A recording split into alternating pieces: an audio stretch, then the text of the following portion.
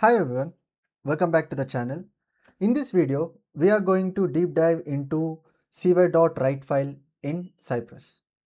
This command is extremely useful when you want to store data during the text execution, like saving the API response, logs, or dynamic value into a file such as JSON, text, or CSV.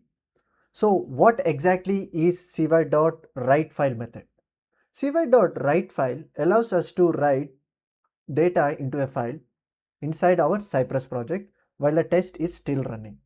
Unlike fixtures, which are static, cy.writeFile helps when the data is dynamic and generated at the runtime. So this is a basic syntax, guys. Let me paste it here. cy.writeFile is a method and the file path is the where the file should be created or updated, and data is the content you want to write. If the file doesn't exist, Cypress create it automatically. So let's start with a simple example. For that, what I will do is I will specify a file path Cypress. I will create a folder called logs and the file name called testlogs.txt, and simply I want to print this test execution started statement. So I want to print this particular statement inside this particular file. Let me save it, and the Cypress is running and it has created this particular file. Inside logs, testlogs.txt, it has printed this particular statement.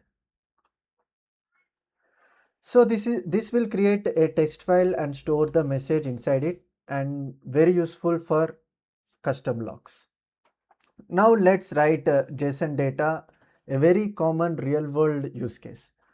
For that, I will create a variable with the name user and give the name, I'll give the name as John,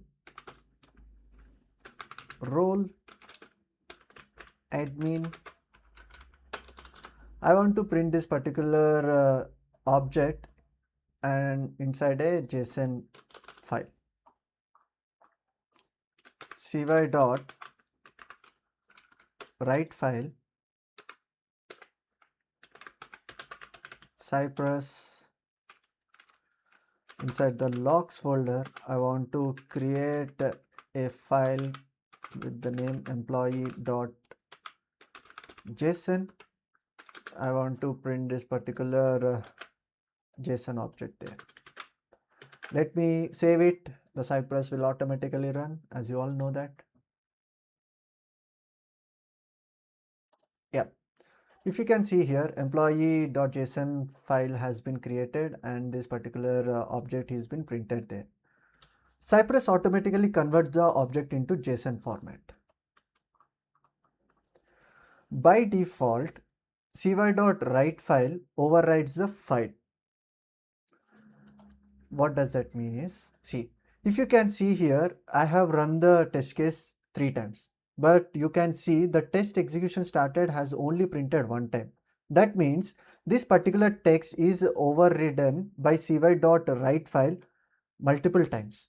Okay, if you want to append the statement after text execution, you can simply do this. I'll copy the statement here. I'll copy the command after this. Instead of text execution, I want to change it to test completed.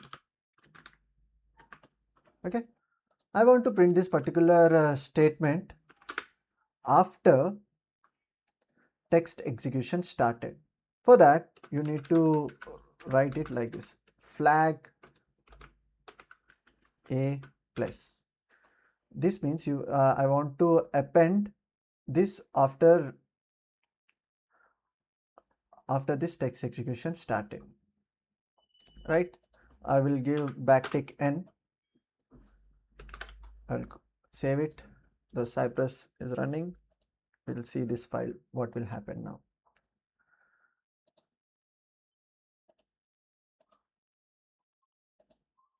Oh, yeah.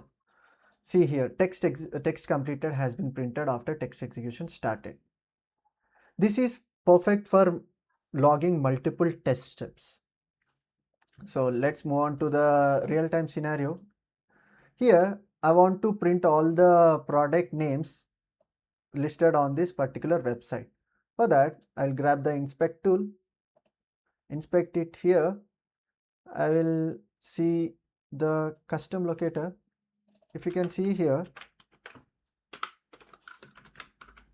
I can inspect all the product names listed on this product by using this particular locator. I'll copy this.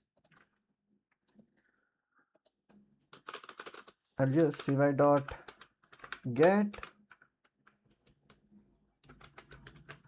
and copy this particular locator.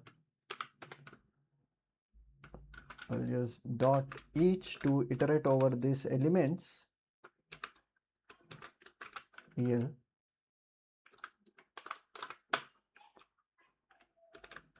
I'll use cy.writeFile. We'll specify the path here. Cypress logs. Inside this, I want to create a file called productname.txt, el.text method,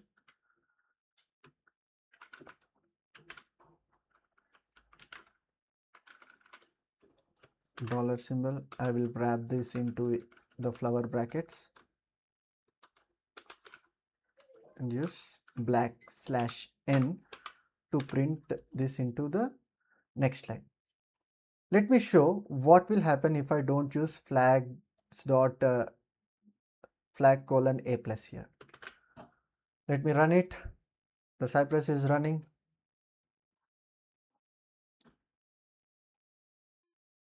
So it has printed all the product names into this particular folder.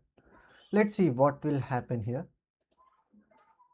You can only see one particular product name here. So what exactly has happened? I'm using without this flags a plus. Without this, as you all know, this will override the product names. Okay, I'll copy this again. Let's see.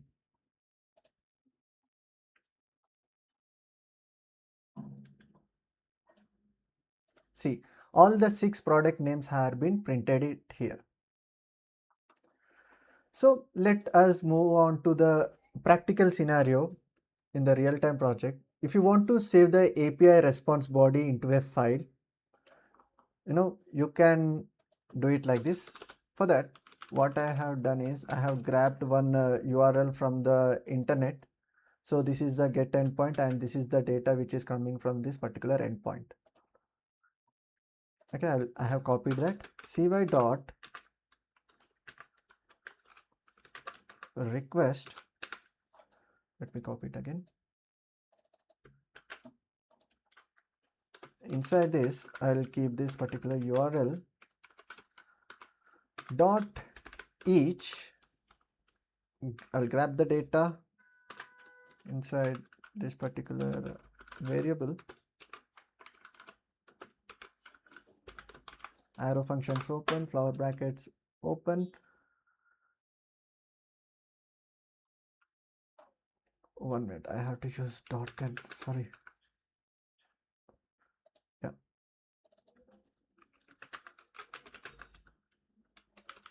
You can use EL as well. Yeah. Copy this. Paste it here. Now what I will do is I will create a folder inside the fixtures with the user name users.json. As you all know, that is a JSON body. I'll remove this. Response.body. Right? By the way,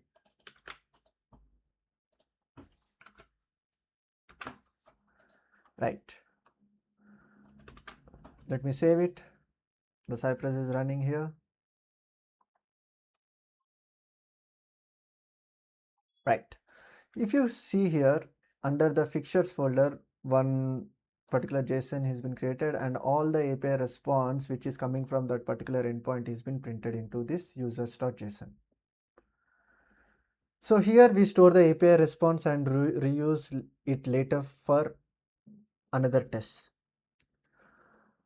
Right. So there are some common mistakes you need to avoid when you are using cy.writeFile in your project. The first thing is writing files outside the Cypress project. So I strongly recommend you to create any folders inside the Cypress projects itself. Please don't use any parts from your local machine. What does that mean is, see, if I copy it here and paste it here, so this is the path from your computer, and if at all you share this particular code to your colleague, this path will not be there and the test will automatically fail, right? And forgetting that data will be overridden. As I have told you, if you don't use this option flag a plus, obviously the data will be overridden and the logs which you are previously used will be deleted. Expecting cy.writeFile to work like synchronously in JavaScript. Always remember guys, Cypress commands are asynchronous. Let's move on to the interview question. If the interviewer asks you, why do you use cy.writeFile in Cypress? The simple answer you need to give is, it is used to store the runtime data such as API response, logs, or test results into a file for reuse or validation. Okay, I'll give you a quick comparison. In my previous video, I have explained about cy.read file. This is used to read the existing data, whereas cy.write file, it is used to write or update the data. Usually, these commands are used together in the real-time project. So that's it for today's video on cy.writeFile in Cypress. If this video has helped you, hit the like button, subscribe to the channel, and comment down below what Cypress topic you want to cover next. In the next video, we'll continue exploring more advanced Cypress commands. And thanks for watching. See you all in the next video. Until then, bye.